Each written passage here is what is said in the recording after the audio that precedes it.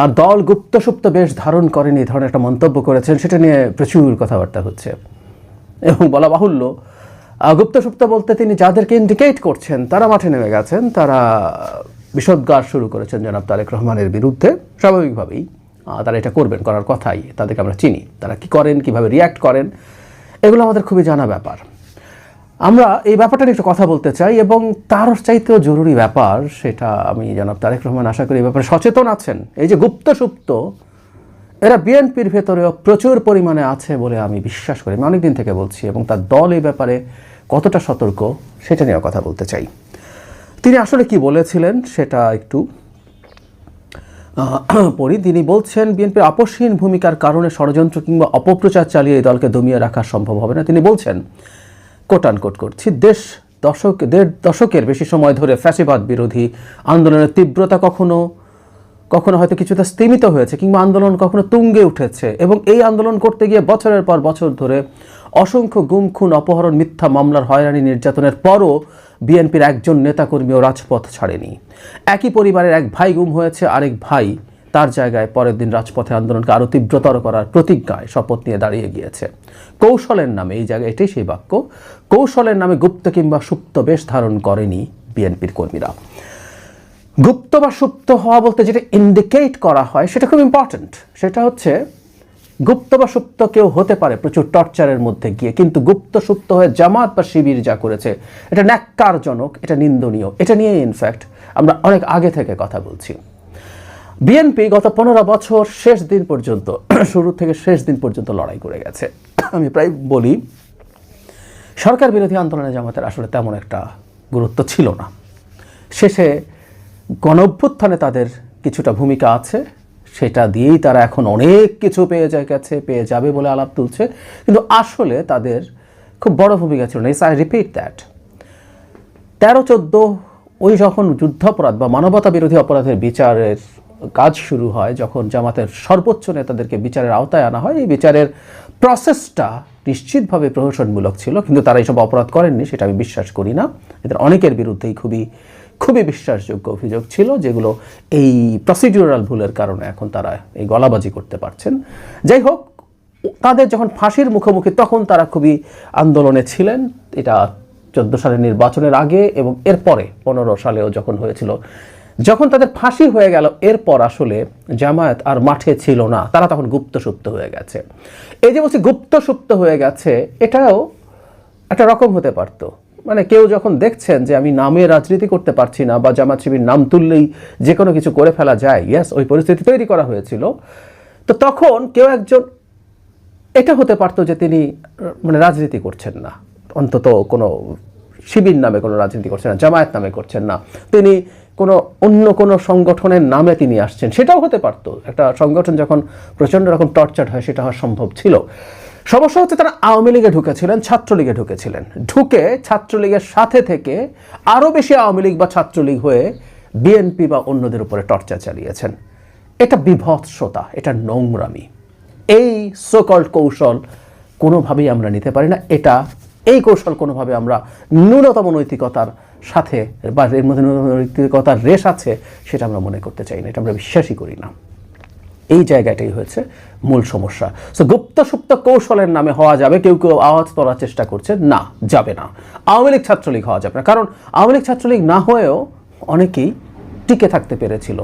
হ্যাঁ, ছাত্রদল সে সাহস দেখিয়েছে, সেটার মাসুল বিভিন্ন ছাত্র সংগঠন নির্বাচনেও দেখিয়েছে, কারণ তারা যখন ছাত্রদল নামে নির্বাচন করতে গেছে, তাদেরকে ক্যাম্পাস থেকে এলিমিনেট করে ফেলা হয়েছে, কিন্তু সে তার জায়গা থেকে সরে আসেনি। আমি এটাকে খুবই গুরুত্বপূর্ণ মনে করি, কারণ জামায়াতের এই যে নিজকে লুকিয়ে ফেলে গুপ্ত বা সুপ্ত হওয়ার প্রবণতা আমাদের রাজনীতিতে এক বিভৎস সংকট তৈরি করেছে।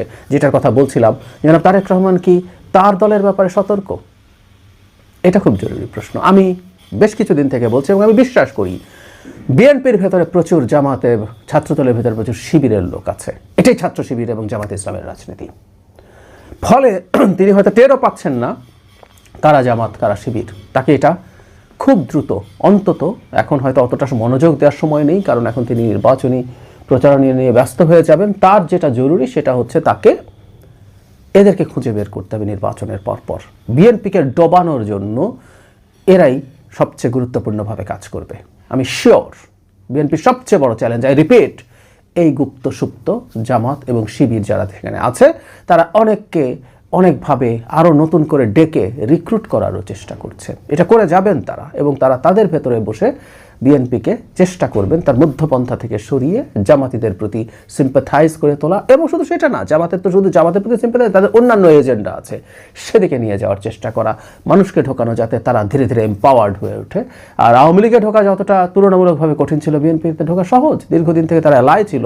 সো তখন থেকে বহু মানুষ ঢুকে আছে, এবং আমি বিশ্বাস করি বিএনপিতে অনেক আগে থেকেই জামাতিরা ঢুকে আছে, যারা বিএনপি বলেই, সাচ্চা বিএনপি বলেই সবাই চেনে, এবং তারা মৃত্যু পর্যন্তই বিএনপিতে থাকবে, কিন্তু কাজ করবে জামাতের, এটা আমি বিশ্বাস করি। আমাকে কেউ ভুলভাল মনে করতে পারেন, কিন্তু আমি বিশ্বাস করি, কিন্তু আমি প্রমাণ আসলে ধরে ধরে দিতে পারছি না, কারণ আমি তাদের কৌশল থেকে বলছি। একটা কথা মনে রাখতে হবে, জামাতের এই মুনাফেকির রাজনীতি, এটা মুনাফেকির রাজনীতি, এটা রাজনীতি কিনা আদৌ এই প্রশ্ন আছে, এটা স্রেফ মুনাফেকি। এতে রাজনীতিতে মারাত্মক রকম আস্থা বা বিশ্বাসের সংকট তৈরি হয়ে গেছে। মানে এখন ব্যাপারটা এইরকম দাঁড়াবে যে আমি কার সাথে কথা বলছি, তাকে আমি যা মনে করছি তিনি আদতে কি তা, আমি আমার ভেতর থেকে আমার যে চিন্তা আছে সেটা যখন বলতে যাই, তখন যদি এই আশঙ্কা থাকে উনি কি জামাত, উনি কি শিবির, আমাদের কথা বলার চিন্তাই নষ্ট হয়ে যাবে। শুধু এইভাবে না, আরও মানে ছাত্রলীগ আওয়ামী লীগের মধ্যে না, এর বাইরেও তারা বিভিন্ন জায়গায় বিভিন্নভাবে বিভিন্ন রকমভাবে নিজকে ডিসগাইজ করে কাজ করে গেছেন। এই ট্রাস্টের সংকটটা তৈরি হয়ে গেল। আমি গুপ্তসুপ্ত রাজনীতিকে ঘৃণা করি আসলে এই কারণে, কারণ এটা আমাদের ন্যূনতম আস্থার জায়গাটা নষ্ট করেছে। কেউ যেন আওয়ামী লীগ করুক, বিএনপি করুক, জামায়াত করুক, শিবির করুক, সে তার পরিচয় যখন করে, আমি যখন তাকে চিনি তখন তার সাথে এনগেজ করা, তাকে প্রয়োজনে তার সাথে ফাইট করা অনেক সহজ হয়ে যায়। কিন্তু তখন যখন তাকে চেনা যায় না, তখন এটা বিপদ তৈরি করে।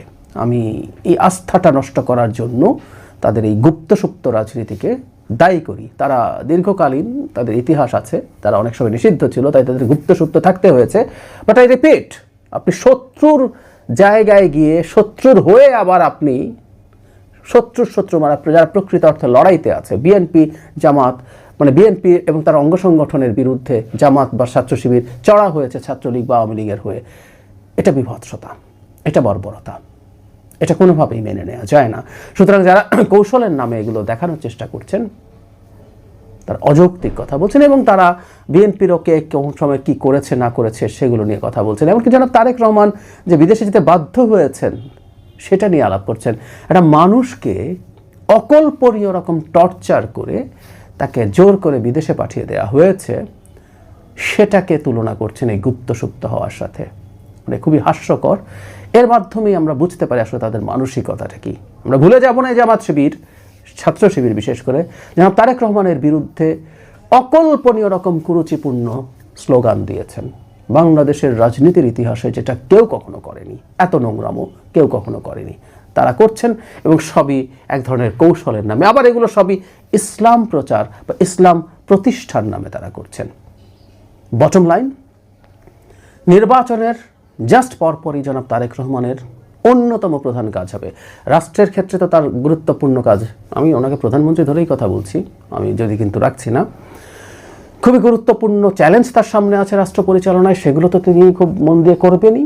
একই সাথে সংগঠনের ক্ষেত্রে খুব দ্রুত তার দলের ভেতরে গুপ্তসুপ্তরা যারা আছে তাদেরকে আইডেন্টিফাই করা, তাদেরকে বহিষ্কার করা। এই শুদ্ধি অভিযান যদি বিএনপি না চালায়, বিএনপিকে সংগঠন হিসাবে খুব দ্রুতই ধ্বংস করে ফেলবে জামাত শিবির। এটা আমি কনফিডেন্টলি বলছি। আমি আশা করি, আমি বিশ্বাস করি জনাব তারেক